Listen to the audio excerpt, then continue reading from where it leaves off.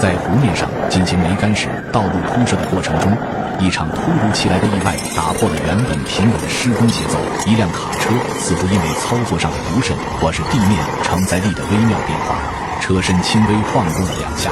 这2下不经意的晃动，却如同蝴蝶效应一般，引发了连锁反应。原本看似坚固的湖面地表，在这微小的外力作用下，突然之间失去了平衡。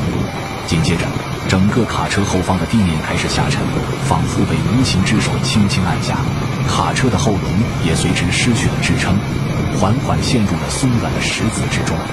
这一幕来得如此突然，让在场的所有人都措手不及。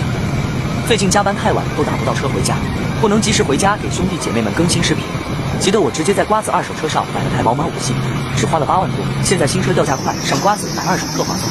年底瓜子有100亿补贴活动，5万多就能买奔驰宝马一样。瓜子每台车都经过官方专业检测，可以试开3天。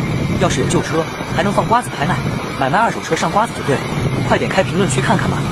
在这紧张而关键的时刻，装载机迅速反应，稳稳地用钢丝绳拖住了即将完全陷入泥潭的卡车。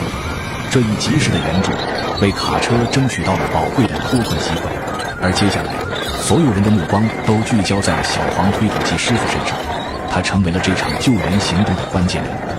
小黄推土机师傅没有丝毫犹豫，他深知时间的紧迫性，每一次尝试都可能是卡车能否成功脱困的关键。他一次次地下水，不顾泥泞和湿滑，勇敢接近被困的卡车。他利用推土机的铲头，从后方给予卡车强大的助力，试图将卡车的后轮从泥潭中撬起。每一次尝试都充满了挑战，泥潭的吸力巨大，稍有不慎就可能连推土机也一并陷入。但小黄推土机师傅凭借着丰富的经验和过人的勇气，一次次地调整角度和力度，与装载机紧密配合，共同对抗着自然的阻力。这一幕无不彰显出小黄推土机师傅的勇敢和担当。他不仅是在拯救一辆卡车，更是在守护整个施工团队的安全和进度。他的行动激励着在场的每一个人，让大家看到了在困难面前不屈不挠的精神。经过多次努力，终于在装载机和小黄推土机的共同努力下，卡车的后轮逐渐脱离了泥潭的束缚。